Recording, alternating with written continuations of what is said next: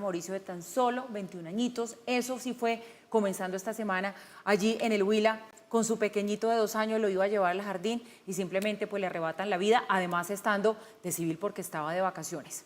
Usted, que es economista, pues más que nadie, conoce que las estadísticas, digamos, que los datos son los únicos y mejores medidores para uno saber si una estrategia está funcionando o definitivamente no está funcionando.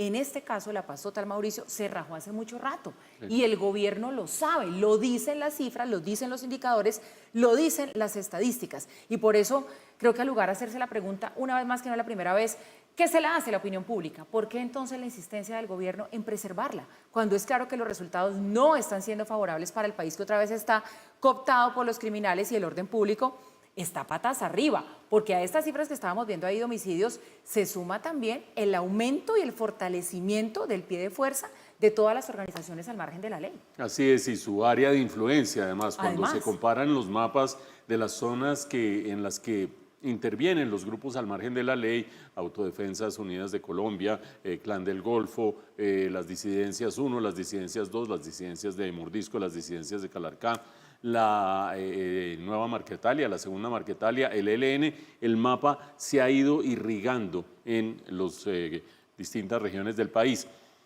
Paula dice con razón que aquí es paradójico que con unas cifras tan malas el gobierno insista en el tema de la paz total, sobre todo cuando la seguridad se ha convertido en el problema más sentido de los colombianos o más sentido por los colombianos.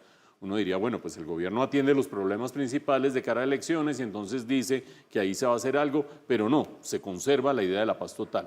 Y vamos por partes, empezando por las cifras. Ustedes vean estas cifras del Centro del Externado de Colombia, de la Universidad Externado de Colombia, mostrando los incrementos en los principales índices de violencia y especialmente de homicidios del gobierno del presidente Petro versus el gobierno en el mismo periodo del expresidente Iván Duque y del expresidente Juan Manuel Santos. Y ahora, bueno, y lo que muestran las cifras es claramente un incremento de los niveles de esos indicadores de violencia y de esos niveles de indicadores de inseguridad. Pero habrá quien diga, es que es injusto, porque uno no debería comparar todo el periodo del presidente Petro con todo el periodo correspondiente de Iván Duque y con todo el periodo de Juan Manuel Santos, sino ver cómo ha evolucionado bajo la paz total, porque la paz total es una estrategia de mediano plazo que toma tiempo y ahí poco a poco se van viendo los resultados. Eso diría alguno. ¿Cuáles resultados que se van viendo?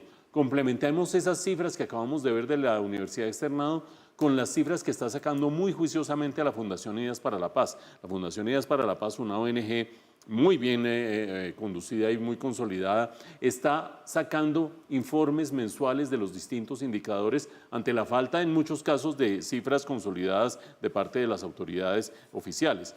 ¿Y qué dice la Fundación Ideas para la Paz cuando compara los 10 primeros meses de este año con los mismos 10 primeros meses del año anterior, es decir, periodo Petro versus periodo Petro?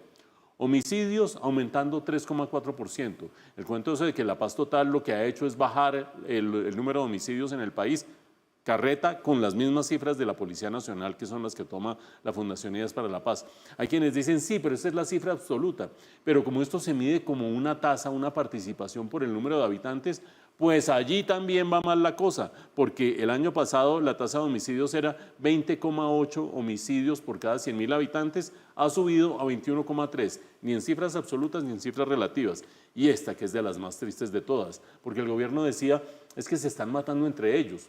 Como se retrae la fuerza pública, como se les deja el espacio para que entre ellos se peleen, pues se matan entre ellos, pero la fuerza pública tranquila. Ojo a las cifras. Estos 10 primeros meses de este año, el número de heridos de la fuerza pública versus el mismo periodo del año anterior aumentó 69% y el número de muertos cerca del 100%.